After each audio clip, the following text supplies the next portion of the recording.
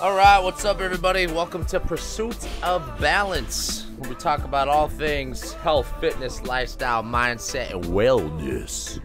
We're going to talk about a little bit of the nutrition challenge that we're going to launch here, and I'm going to share this with everybody, out in the internet world and on our email newsletter too. So if you guys want to join in from the outside, you are more than welcome to. And I'm also going to kind of prioritize today's conversation around the importance of why we should be focusing on building muscle more than anything, because this was actually a conversation we had with a client yesterday after class, and kind of obviously made me think like, well, this would be a good podcast idea. So we're doing the exact same kind of challenge structure as we did last year, which was focused around the mindset and the perspective change of let's focus on what we're not getting enough of versus what do we need to be removing from. When you think about kind of the two main things that I think anybody should be measuring when they're wanting to take their nutrition a little bit more serious or track some things, number one is calories and number two is protein. Calories obviously is just going to be the thing that's really going to dictate where your body weight is going. So if you are eating more than you are burning overall, then you are going to be gaining weight. And if you are eating less than you are burning, you are going to lose weight. Not rocket science, basic law of thermodynamics. There's a lot that goes inside of that conversation, but at a very fundamental level, that's something to think about. The second part is protein, right, which is going to be kind of the makeup of the macronutrient. When you think about a body composition change, maybe not so much a weight change, you need to be focusing on the right macronutrient split. And ideally, out of those three between protein, fat, and carbs, I'm talking mainly about protein. If you're not eating enough of protein, your body is not going to have the amino acids that it needs to actually build the muscle tissue, and your body's going to pull that from other areas, right? So it's really hard for your body to build and maintain enough muscle mass, which in return is going to be the thing that's going to really affect your basal metabolic rate as well, because lean body mass is going to be something that's part of that conversation as well. And the third one, which is kind of a big part of this challenge as well, is going to be the produce side of things.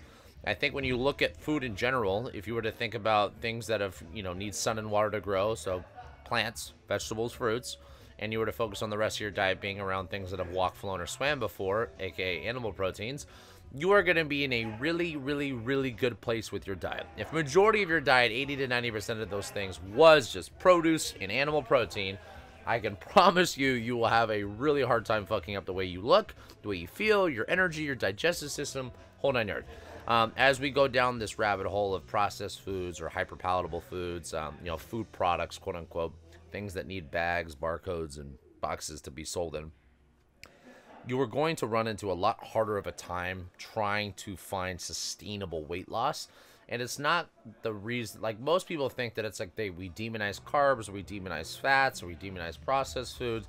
And I don't like to say that things are good or bad. Like I love me a good, rack of Oreos and a glass of milk at night, or some ice cream, or some cinnamon rolls, my sweet cravings that I deal with. But those foods are hyper palatable, meaning it's easier to overeat. So when you think about weight loss for most of us, you want to find foods that help with satiety, right? That actually give your body nutrients. Your body is not what it eats. It's your body is what it can absorb, right? So absorption is obviously going to be in a direct relationship to your gut health and the state of the gut. So there's so many things that influence this, but at the end of the day, like when you think about produce, right? So just to talk about plant-based foods, right? And I'm talking literally whole food plant-based foods, not plant-based food products. You're getting all these phytochemical, these phytonutrients, these micronutrients, your vitamins and minerals and all that good split of things. So you're giving your body a lot of these nutrients as well, but you're also backing it up with fiber. And that fiber content is the thing that I'm going to talk about right now, which is helping with satiety, right? We want to find foods that help with satiety, that actually make you feel fuller longer, because those are the things that are going to obviously aid with cravings and prevent you from overeating. Protein is the same thing. Protein is not only the highest thermic effect of food, meaning it burns the most amount of calories out of all the macronutrients. Like if you eat a chicken breast, which is the most protein per gram that you can have, your body's burning 20 to 30% of those calories from chicken as it burning through digestion. So if I eat 100 calories of chicken breast, my body's going to burn almost 20 to 30 calories just in digesting that. Versus olive oil, right, almost pure fat, it's going to be 3 to 5% of those calories will be burned during digestion. So when you think about the chance of overeating, we have to look at, number one, satiety of the food, what's going to prevent me from overeating, but number two is also the thermic effect of food and the thermogenesis behind it. So eating more protein, and why I use animal protein over plant protein is kind of my thing that I would push is, most of your plant protein, when people think about beans or lentils or nuts and seeds even maybe. They come with a lot of other stuff. They come with a lot of carbohydrates or a lot of fats. Some of them are complete proteins, some of them are not. When a complete protein is something that comes with all of the essential amino acids that your body needs. And there's certain things your body needs more of to be really, from a muscle perspective, like what has a lot of leucine, or even the other nutrients like zinc or conjugated linoleic acid or carnitine or creatine and all these other nutrients that we call zoonutrients that basically only come from animal protein. Your chance of success on plant protein only is going to be really, really hard. And I think anybody that's a vegetarian or vegan understands this. If you're someone for cultural or religious reasons or animal rights reasons that chooses to go the vegetarian vegan route, I am not here to step on your shoes or tell you what to do. If you're someone that thinks plant protein is going to be the healthiest way to do it, I'm telling you need to spend some time doing your research, because animal protein is going to give you a lot more of what you need. I am a quality over quantity guy. I like the grass-fed, grass-finished. I like the wild-caught. I like the pasture-raised eggs. I like, go the bougie route when you're buying your food. Buy the organic food. Buy it from the farmer's market as much as you can. When you prioritize the quality of it, you're also going to get even more nutrients out of these things as well. And I think that's such an important factor that we overlook as well. So those are kind of the two main premises when you think about nutrition tracking, right, that I like to look at. This challenge that we're doing requires no calorie tracking. That's an optional thing if you want to do it. I don't think it's a bad idea for anybody doing this, but it's definitely not a requirement. It requires a food scale, so we can ideally just look at getting enough protein and produce in. But for those that really want to take it one step further, probably not a bad idea to just do everything through MyFitnessPal or some level of app. Hydration goal, so drinking half of your body weight in ounces. So if I'm a 200-pound person, I'm drinking 100 ounces a day. That could be higher depending on, obviously your activity level. And I would say just because we're in the heart of winter, it probably doesn't need to be that much higher. And when I say hydration, not just water, right? So adding a little bit of salted water or coconut water, things that provide hydration, I think is the biggest and most important thing when I talk about hydration. I made it like half your body weight up to a full ounce per pound, and I've kind of shifted towards, obviously now that it's in the winter, that really if you can get close to a half, like you're in a really solid place. So for me, it's like if I have my Yetis 32 ounces, if I have 3 of those Yetis a day, I'm in a really, really good place. Fourth and final part with the nutrition was stop eating 2 to 3 hours before bed. One thing we need to remember is from an insulin sensitivity perspective, your body is always going to be way more insulin sensitive in the beginning part of the day when the sun is shining. As soon as the sun sets, you're going to see this inverse relationship between cortisol and melatonin. And your body loses that insulin sensitivity as the day goes on. So eating late at night is going to make you a little bit more susceptible to weight gain than it would be eating the same exact meal in the beginning of the day, but that's still a very minute thing. What I mean by that is like you're stepping over dollars for pennies. So like making that like your biggest part of your conversation, I think is not really worthwhile. But what it is really going to affect dramatically is your quality of your sleep and the stages of sleep that you can get into. So we want those deep stages, those REM cycles. So when you look at, like, if anybody's tracking on Aura or Whoop or something, it's going to show you light, it's going to show you the deep, it's going to show you REM, and it's going to show you time that you're awake. We want to get as much deep in REM as we can, so we're really optimizing for the quality of sleep that we're getting.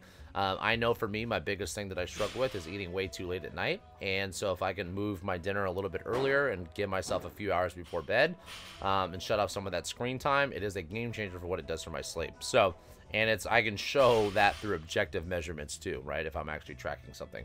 Then we look at the movement side, which is 45 minutes of outdoor movement. This was something that was funny because my fiance Nikki was like, I think that was the one that she like had the hardest time with, which you'd think 45 minutes over the course of 24 hours, well, let's call it 16 hours of being awake, wouldn't be that hard. But it is for someone that works remotely or sits inside of a desk all day or behind a desk all day or in an office. But that's the thing when you think about mood and you think about digestion, you think about insulin sensitivity, you think about all these things that outdoor sunshine, walking, and all these things that provide that are just so foundational to what you need to be successful with your health. And I think it's funny how hard that is for some people. It's easier for people to work out and go to the gym 5 days a week than it is to go walk 10 minutes after every meal. So that is one of those habits that I think needs to just be essential. Like, hey, getting a walk first thing in the morning, or walking maybe 10 minutes after each meal, or trying to do something that involves you being on your feet, or biking to things, or walking to the grocery store or restaurants or coffee shop, whatever it might be. But prioritizing being outdoors, because I mean, as a human, I think it's pretty common sense to understand that being trapped inside, not seeing sunlight, trapped behind screens all day, sitting down, sedentary, There's no way in fucking hell that's going to be ideal for your health. Like, you want your body to move. You want your body to have some expression. You want your body to be outside in nature. You want your body to get as much sunlight as you can. Well, to a certain extent, being healthy with it. You know, you want those things. Those are fundamental for all human production, right? If you think about, like, if I were to put a plant inside without seeing the sun, it dies. So what do you think it's doing for us as humans? We're not that far off, right? Like, we need to have that exposure as well. I mean, then really the prioritizing just the movement, right? Because, you know, if you think about sitting down, your hips being tight, your shoulders being rounded, your head being forward all the time, you just walking gets your hips to extend, get your arms to swing, get your head to be a little bit more upright. And these are simple things that also can improve your mobility. Then we have 15 minutes of mobility or stretching or breath work or something a little bit more restorative. And then we have 4 strength training workouts. And this is kind of where I want to transition this conversation a little bit with one of the clients I had yesterday. You know, she was only working out strength training once a week, you know, and something that she brought up was like, I think as I'm aging, like my metabolism's slowing down. And this is something I think gets brought up a lot, is like when you think that you are aging, your metabolism is slowing down, and what you did 10 years ago is not what you're gonna do today. And that is so true, but it's not as true as most people make it sound. And here's what I mean by that.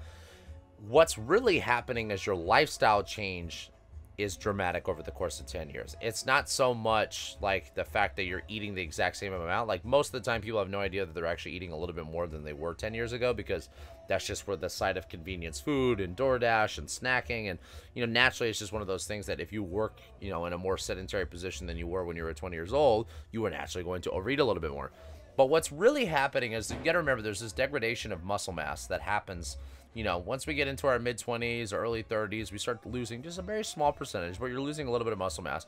You can counteract that with strength training and enough protein, and obviously making sure dietary-wise you're supporting these things. And that is one of those things that's also going to influence metabolism, because the less that you do, the more your body's going to drop what it needs to do, right? And then the less you eat, the more your metabolism also slows down as well. And this is something that's called like energy flux, which is basically that you would be more successful eating more and moving more than you would eating less and moving less. So getting people to move more and train more and do all these things is going to be the ideal goal for most of us. And then so this way you can increase calories a little bit for something that actually feels sustainable. Because put it this way, eating like a rabbit and trying to eat so little for the rest of your life, it's not a very sustainable thing for most of us. I know it's not for me. But that's something that you got to play around with your lifestyle. Like for me, it's like I can work. I just ate breakfast about an hour ago, and it's 3 o'clock right now. So like I eat later personally. I probably don't eat enough, to be honest with you, for what my body type kind of needs and goals are overall. But I eat a huge dinner. And that's one thing that I think gets me in trouble a little bit, just because I'm having a huge dinner at the end of the day and I'm eating it way too close to bed. So increasing both of those things is going to be really what we're kind of striving for, right? Because we want you to be moving. We want you to have as much energy as possible. We want your metabolism to be working for you. So when we think over a time that as we get older, our metabolism's slowing down, really it's a lot of the lifestyle things that are changing with it. Strength training, you need to prioritize with your training building muscle, right? Like building muscle is the thing that's going to help improve your posture. It's going to be the thing that's going to improve your bone density. It's going to be the thing that's going to improve your strength, obviously. It's going to be the thing that allows you to build muscle. It's going to help with metabolism. So going to the gym just to do cardio is like you are working really, really hard for a little bit of an effect. So movement and cardio are not things that I'm downplaying at all. Like I think obviously having a minimum of 8 to 10,000 steps a day should be like a minimum effective dose for everyone when it comes to daily stuff. Getting outside as much as possible.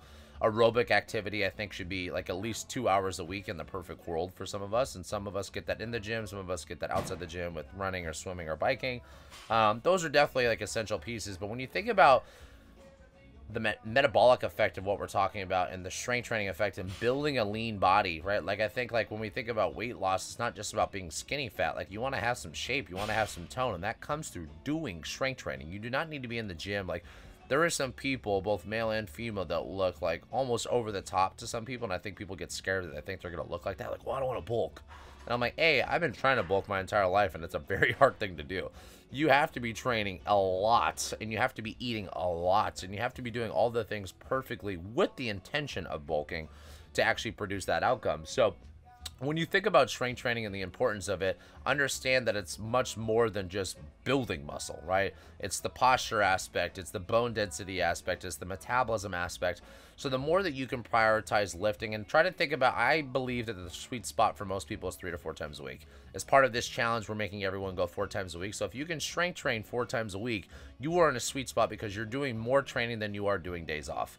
People that come to the gym twice a week and then take 5 days off, or people that come to the gym 4 days a week and take 3 days off, you're doing 100% more work going from 2 to 4, and you have more input than you do the other direction, right? If your body says, well, I have 5 days off, your body thinks it has more days of being sedentary and relaxed than it does of training. So what do you think that stimulus that you're trying to tell your body is, right? Versus if I'm training a lot more, my body's going, wow, like, he or she, he's making me really work and lift all these heavy weights or run really far, so my level of adaptation is going to be increased because I'm trying to adapt to the stimulus that's being provided. So understand there is a minimum effective dose for that. Twice a week, I think, is a minimum effective dose for entry level or maintenance, but I do not think it's something that's going to allow you to grow. And a lot of people need to switch their focus, not from so much like fat loss, but also like a mix of like losing weight is going to be a calorie conversation and activity conversation. But then in the gym, don't worry about burning fat. Worry about building muscle, because that fat will fall off with all the dietary things that you adjust. And then looking at some of the other aspects of the, like, you know, how does your stress management look? Because that's going to dictate kind of the endocrine system, like how are your hormones, are they working for you or against you? You know, when you're really stressed out and that ruins a night of sleep and your ghrelins through the roof the next day and your leptin's a lot lower, your cravings are going to be all over the place. You know, how is your quality of sleep is going to be dictated by your stress as well, right? So looking at all these kind of holistic pieces foundationally too that are going to make up what makes weight loss or fat loss or muscle building effective, those are things that you obviously need to self-evaluate. So if you're not an FL member and you're listening to this, if you're part of our email newsletter, you're just someone randomly on YouTube, we're going to release this link on our newsletter. And I'm going to basically send you guys all the details. So next Thursday, we're going to do like a kind of a kickoff call with this. This is what we call a challenge for a reason, because it's supposed to be a little bit harder than what maybe normally would be sustainable. And that's the whole point, is we want to go a little bit past maybe what's sustainable. So this way, when we exit it, we can maybe drop off by 20% and still be in a really, really good place that actually is going to provide you some result. We're doing a bet on yourself model, which is basically you pay $200 to join and you get your money back when you complete the challenge. And the whole concept of that psychologically is the concept of, I want to get my money back, so it's going to increase compliance. So you being compliant is going to provide you the results. I care about your results, not your money right now. So that's something that I want you to focus on too, is making sure that if you're doing this even outside of the gym, you know, you want to do this in the household between, you know, you and your wife or husband or coworker or, you know, roommate or whatever, pay them money and tell them, I want you to hold on to it for this time frame. And you have these checklists every single day.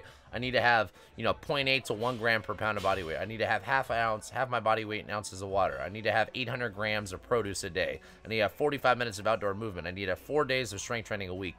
And you're going to have this little checklist that we'll use, right? So keep the priority on trying to find something that you need to have more of versus trying to keep the focus or perspective on what should I be reducing from, because the reductionist type of mindset and mentality, I think, is what created so many eating disorders for so many people, and that just naturally is going to create an unhealthy relationship for what you're doing, right? So hopefully this helps. I hope this is some good information even for those that are not doing the challenge. Obviously for everyone that's doing the challenge, that's a little bit of the sneak peek of the structure, but I'll see you guys next week. Have a great day.